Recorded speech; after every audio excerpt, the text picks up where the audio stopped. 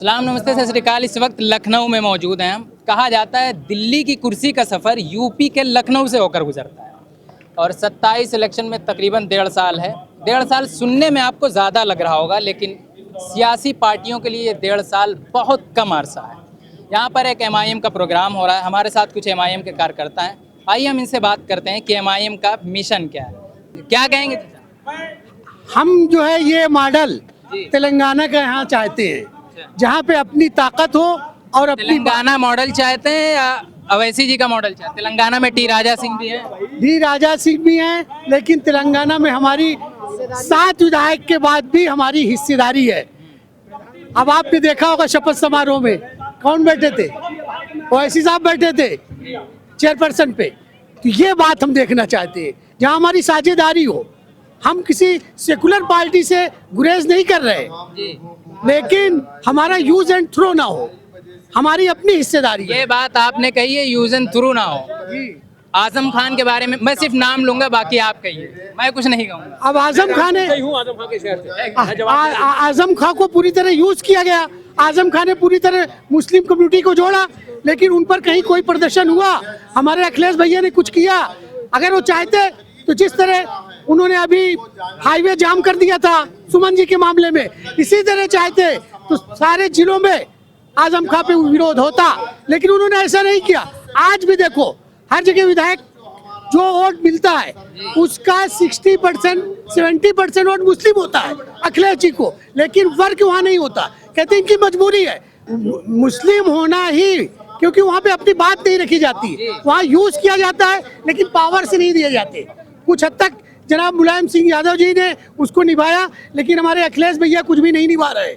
बस अगर उनको उतारा जाएगा उनकी पैंट, तो उनकी हाफ पैंट निकलेंगे पीछे, ये समझ लीजिए आप। ये बात मैं आपके माध्यम से आजम खान से भी कहना चाहूँगा और उनके बेटे अब्दुल आजम से। मैं खुद रामपुर से हूँ, उनका बड़ा बेटा अदीब आजम मेरा स्टूडेंट है।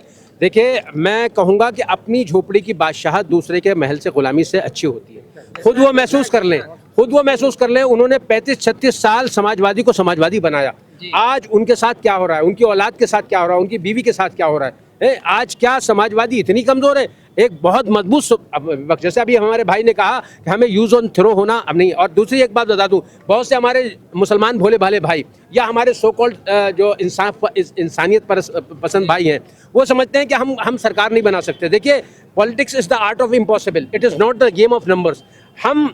हम यकीनन राजा नहीं बन सकते, लेकिन हम वहाँ तक जरूर पहुँच सकते हैं जहाँ हमारे बगैर कोई राजा नहीं बन सकता।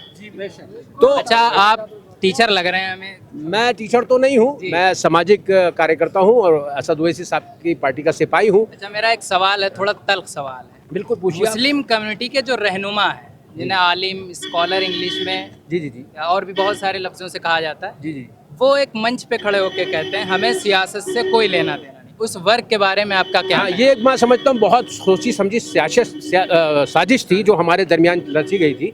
मैं हज़रत मौलाना अली मियां रहमतुल्लाह अलैह का मलफूज बयान करूँगा। आपने फरमाया था कि तुम 100% नमाजी नहीं 100% तहज्जुद गुज़ार क्यों ना बन जाओ। अगर सियासी उमूर से नावाकिफ़ हुए तो तहज्जुद तो बहुत आला दर्जे की बात है।